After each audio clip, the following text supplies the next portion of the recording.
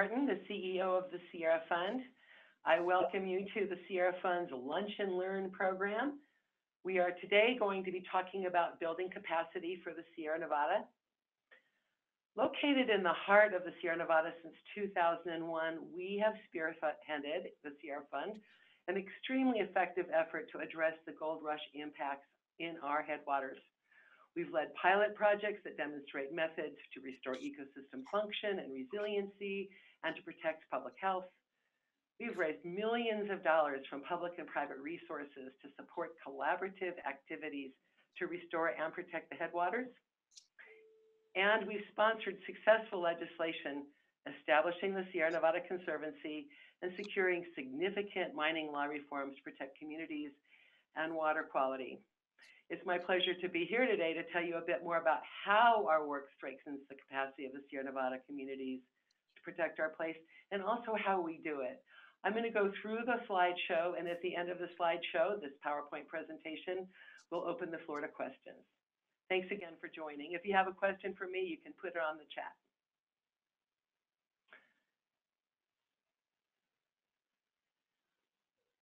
The Sierra Fund is unique in that most of us, the people engaged in our work, the people on our board, on our staff, our volunteers, our donors, are of the Sierra and for the Sierra. I was raised camping in the Sierra Nevada with my family, and I have moved here to raise my family as well. Both of my children were raised on our organic farm.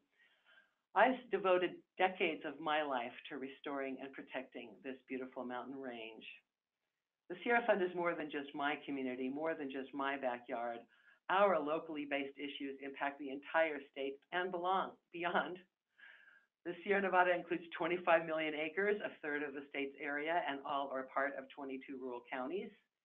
It has some of the richest environmental species diversity in the nation and is source of 90% of California's developed water supply. So we love it, but so does the state of California. For 4,000 years before the gold rush, the people who had managed this landscape, the First Nations people, had cultivated a place-based relationship with this land.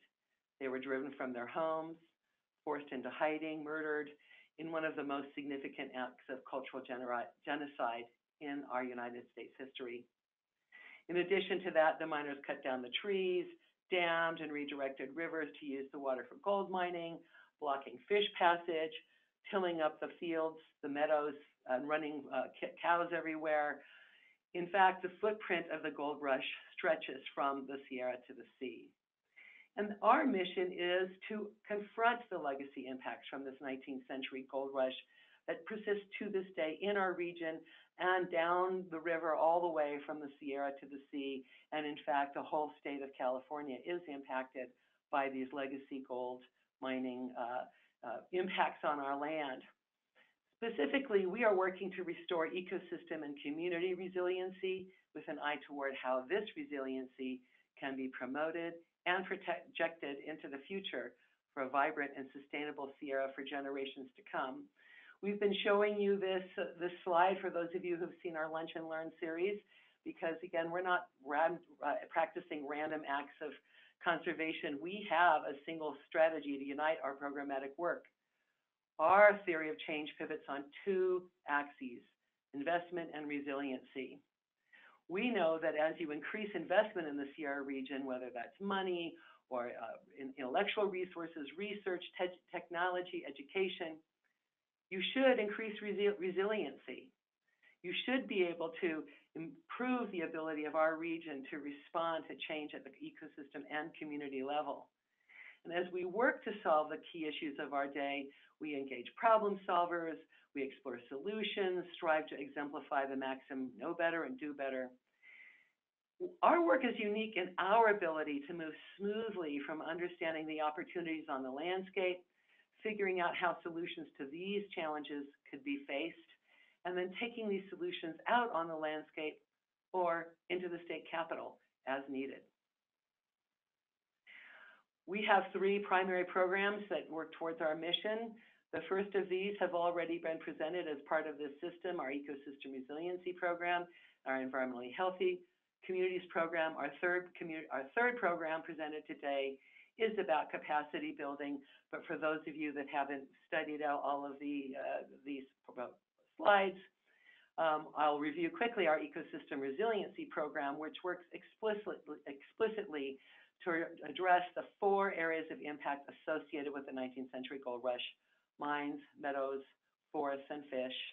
Through these projects, we strive to restore ecosystem resiliency, to improve the region's ability to recover from and respond to disturbances such as drought and global climate change. Our pilot projects in each area of impact evaluate best practices and inform policy. These projects will be subject of upcoming Lunch and Learn presentations. Our second big program, Environmentally Healthy Communities, again, we presented it last week. This program is aimed at preventing public exposure to legacy mining contaminants, including mercury in fish and dusty exposures, to engage underrepresented and disadvantaged community members in projects that improve their access to clean water, and to improve actions that foster climate change. Our next presentations will review in more detail each of the programs and pilot projects we pursue under this program element. But today, our final program, we're going to be talking about Sierra capacity building. We believe that capacity comes in many forms, but that by building regional capacity, both ecosystem and community resiliency increases. Towards this end, we work to increase and organize public and private funding in the region by advocating directly for investment and by building visibility of the region while coordinating effective collaboration among stakeholders. We also provide basic philanthropic services for major donors and other people interested in the Sierra and investing their lifetime earnings, their commitment into our programs. Advocacy for the Sierra is perhaps our most well-known piece of our capacity building work. We started working on advocacy for the Sierra many years ago. This slide demonstrates, we've moved along the arc of our program in the state capital using basically the same techniques as our ecosystem and community health programs. We've worked with a variety of voices and leaders, from the mining industry to tribal governments to conservation and environmental justice organizations in our advocacy work. One of our most effective activities is our rural policy education program. Through this, we bring policymakers and leaders out into the Sierra to show them the work and the problems that we face. In 2015, we hosted a bicameral, that means Senate and Assembly, Black Caucus legislative members came and spent 3 days with us in Tahoe. We have brought well more than 40 members of the legislature up into the Sierra, as well as leaders such as the Secretary for Resources under Jerry Brown, the former chair of the Water Board, directors of departments, and other important policymakers and deciders. This work has resulted in the passage of lots of very influential legislation, starting with our work to establish the Sierra Nevada Conservancy in 2005, bringing money to various different activities such as the Malakoff Diggins State Historic Park and NID Columbia Project activities in 2017 and 2018. We have created a regional strategy using funds that we were awarded in 2017 to try to put our arms around how do we do this work. Really, the key heart of what I'm talking about is the bones of our advocacy work include our Sierra Days. We held the first one in the year 2003. We held one earlier this year. This year, we provided an opportunity for Sierra leaders to come down to the Capitol and meet with state leaders.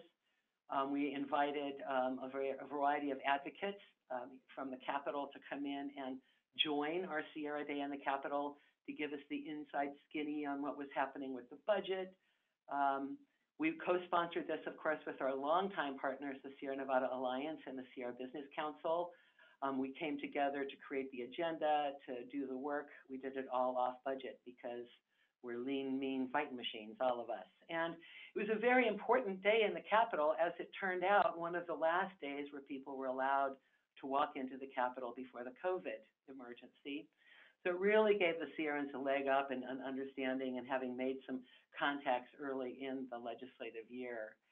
We track and take action as needed regarding key legislation and budget actions impacting the Sierra Nevada, including right now the budget impacts of the COVID are frightening.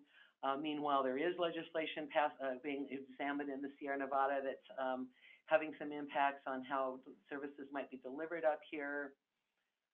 We also participate in the development of these legislation victories, such as our work around mining, our work around section dredge law. Those go from laws to regulations. Now you go over to the State Mining and Geology Board. Now we're over at the State Water Resources Control Board, making sure the laws that we actually influenced and helped shape are implemented as we hoped they would be.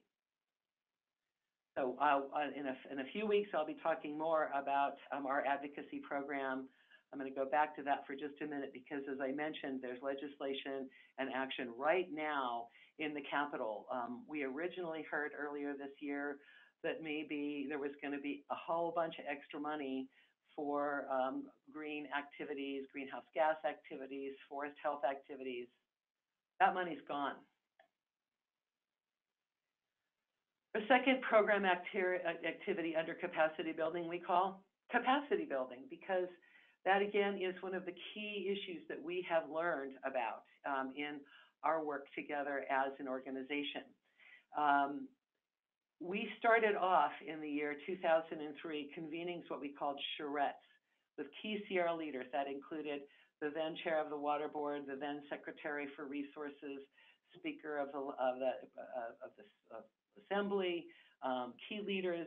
We also met with leaders from around the Sierra, the members of the Alliance, county supervisors, and tried to put our arms around what were the strategic needs of the Sierra.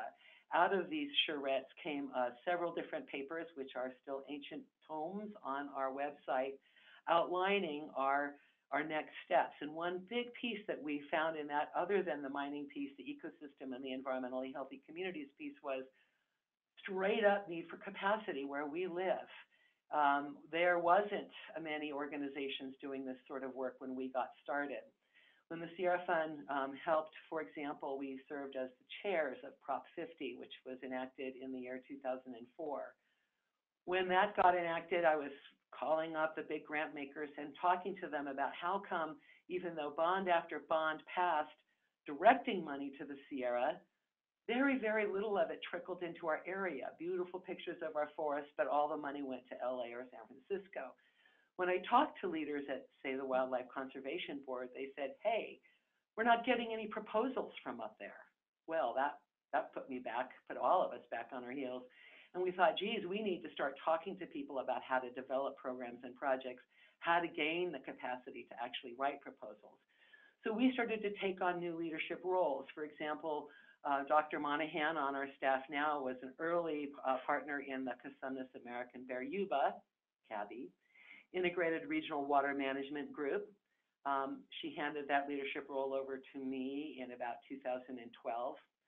And that is just basically sitting with other folks in our region to try to figure out what do we need? Can we generate projects that will be effective in improving resiliency?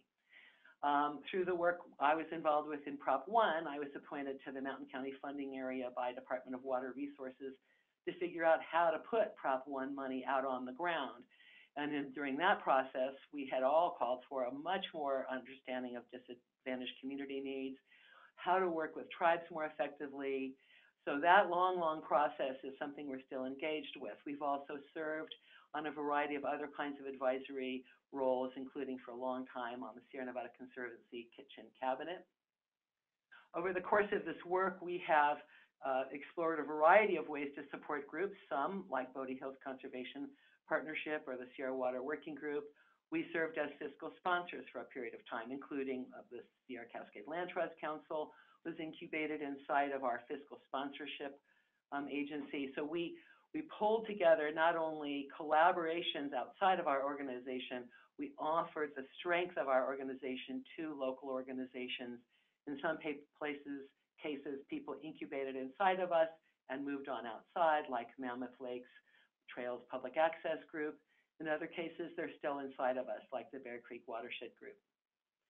Over the course of this, we've done a lot of work trying to describe how to be an effective capacity builder. How do you do environmental justice work? Who are you working with? We are now developing a new program in our region on how to do technical assistance work with disadvantaged communities.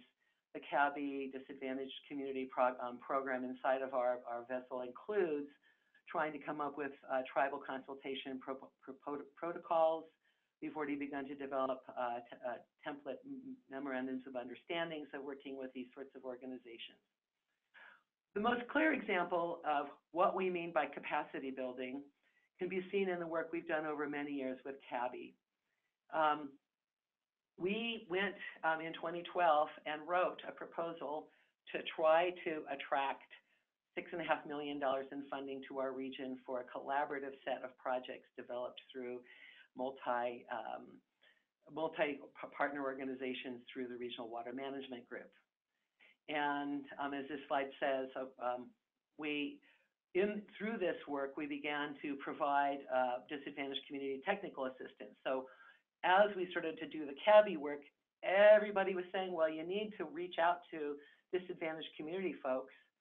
Well, how do you do that? There's no money in any of these DWR grants, especially back in the olden days, to do that sort of work. So the Sierra Fund went out and raised money from the Rose Foundation to drill down into our region. What does it mean to work with disadvantaged communities? Greg Thrush, our community organizer, came on board with us to try to think about how do you talk not just to the leaders of disadvantaged communities, like the Grass Valley City Council. Grass Valley is a disadvantaged community, but the actual people that are disadvantaged. And through that portal, through that work, we've learned lots of important strategies for how to work with these folks that Greg will be talking about later in the environmentally healthy community programs later in the Lunch and Learn. But we've also done just straight up scooping up money and administering it where we live as part of this capacity building. Here's an example. The 2013 grant that we were awarded from Department of Water Resources funded all of these projects, $5.5 million, some with water agencies, some with conservation organizations. Some of these had so many partners on it, I just gave up trying to list everybody. We keep hearing from people that there's nobody doing regional planning. These integrated regional water management groups don't work. Well, I don't know what they're talking about because ours has been very effective and productive. We've brought in, this is one grant we brought in. We brought another $1 million in a couple years later after this. Nevada Irrigation District has brought in, they brought in a $6 million round for drought. And now we are doing technical assistance work through this CABI work with tribes and with disadvantaged communities. So we are very enthusiastic about the capabilities you get out of regional collaboration. And we're glad to have put our money where our mouth is, even though it's very tricky and difficult to do these large-scale grants that require a lot of cash flow and a lot of bookkeeping. And it turns out not every organization is really ready to take on these big reimbursable grants. Our third area is, interestingly, although it's the last thing I'm talking about, it's the longest standing piece of what we're doing. Back in 2001, when the Sierra Fund was started, there was lots of .com money going out. There was lots of community foundations being created. And for the first couple of years after a gift of nearly $1 million from a major donor, we created philanthropic service materials and donor-advised fund protocols and investment manuals. And we attracted 8 different donors to create donor-advised funds inside of the Sierra Fund. Those donor-advised funds we still have standards and practices about how we work with them. 2 of them have given out significant amounts of money over the nearly 20 years that they've been active. The Sarah Forsland Fund for Environmental Leadership gives out money every year, named after a brilliant young woman who was the founding treasurer of the Sierra Fund. Her name was Sarah Forsland, and she was an important leader in the environmental movement. So we set up a fund inside of us with her family and friends and continue to award grants out of that every year. Of course, by the time 2005 or 6 rolled around, these kinds of opportunities slimmed down to nothing in 2008. And since that time, we have not been as actively pursuing some sort of big philanthropic dream for the Sierra. But we haven't given it up. We are working to be a more effective investor. We're working on our inclusionary policies to improve diversity within our board and staff. We think that's important to developing the gravitas that I think is needed to really sustain the change, to really bring donors to the Sierra that are invested in the Sierra, not just sometimes, but all the time. Finally, as every one of our lunch and learns, we always want to talk to you about, again, not random acts of conservation. Are we meeting our targets? What does success look like? On this slide, I just really want to talk about the success for Sierra capacity building. Our work to reform some of the key issues that affect our area, like mining, our work to bring new money and to put shields around it to make sure that that new money actually does help us, help disadvantaged communities, bring tribes to the table. We have been incredibly effective. I could give you a list of enacted legislation, but it's longer than that. It's more than that. The Sierra Fund is now an organization. When something's happening in the capital, people call us. When something's happening in the Sierra, people call us. We are that door in many ways, one of the few organizations that can sustain a presence in the capital, and to continue to be active in that. We invite all of the folks here listening to this to join the Sierra Advocacy Lunch and Learn that's on later this month. I'll get to that in a minute. Here's our board and staff members. Obviously, no people of color here. We need to get much more diverse. But we do have 8 staff members in Nevada City, 7 board members. We are a lean, mean machine. I shouldn't say mean, lean, kind, sweet machine of effectiveness with a pretty lean budget. Over the next several weeks, we will be outlining each of our projects, but I want to have you guys rejoin me anyway when we get to the advocacy in the Capitol, because things are going to be flying and nuts by July 29th. There's people trying to create new organizations in the Sierra. There's money on the table. And I want to say, stay tuned. So each of these Lunch and Learn series, we're going to offer an opportunity for people to ask questions. And now that opportunity has come at last for you. Join us if you're interested in our advocacy program. Especially, I usually coordinate that, although both Alex and Carrie and all of the staff have gotten involved, not as lobbyists, because we don't do much of that, but as advocates. Does anybody have any questions?